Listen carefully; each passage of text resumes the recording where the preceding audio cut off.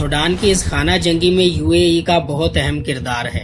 You اے ای کو Sudan, Somalia, Djibouti اور Eritrea جیسے بحیرہ احمر کے ممالک سے بہت دلچسپی ہے اور اس کی وہاں اچھی خاصی مداخلت ہے۔ متحدہ عرب امارات دنیا کی خوراک کی سپلائی پر کنٹرول حاصل کرنا چاہتا ہے اور بحیرہ احمر کے تمام بندرگاہوں پر قبضہ کر کے ایک نئی سمندری سلطنت بنانا چاہتا ہے۔ اس مقصد کے لیے اسے سوڈان کی زرخیز زمینوں، قیمتی معدنیات اور اہم ساحلی علاقوں کی ضرورت ہے۔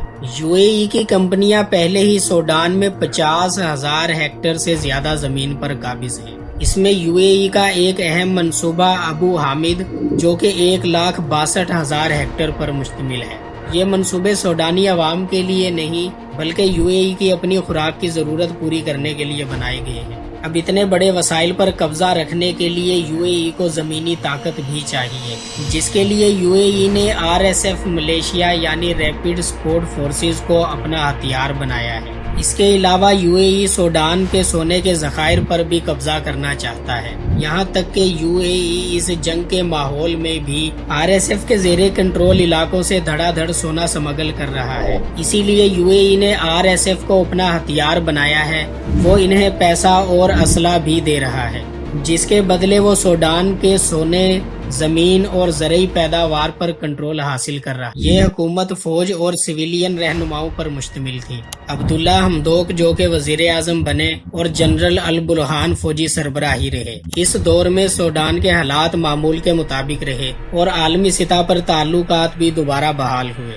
لیکن پھر اکتوبر سن 2021 میں جنرل البرہان نے اچانک بغاوت کر کے سویلین حکومت ختم کر دی، یہاں تک کہ وزیر اعظم حمدوک کو اس کے گھر میں نظر بند کر دیا گیا۔ فوج نے پورے ملک کا کنٹرول سنبھال لیا اور یہی وہ وقت تھا جہاں سے خانہ جنگی کی بنیاد پڑی، جس کو سوڈان کی عوام آج تک اپنی جانوں کے نذرانے دے کر بھگت رہی ہے۔ ناظرین، موجودہ خانہ جنگی SAF یعنی سوڈانی آرمڈ فورسز جس کے سربراہ عبد الفتاح البرہان ہیں، اور RSF یعنی ریپڈ سپورٹ فورسز جس کے سربراہ جنرل حمدان دگلو ہیں، جو حمیدتی کے نام سے مشہور ہیں، دونوں کے درمیان اقتدار کی بالادستی کی جنگ ہے۔ حالانکہ ان دونوں سربراہ نے ایک وقت میں فوج میں اکٹھے کام بھی کیا ہے۔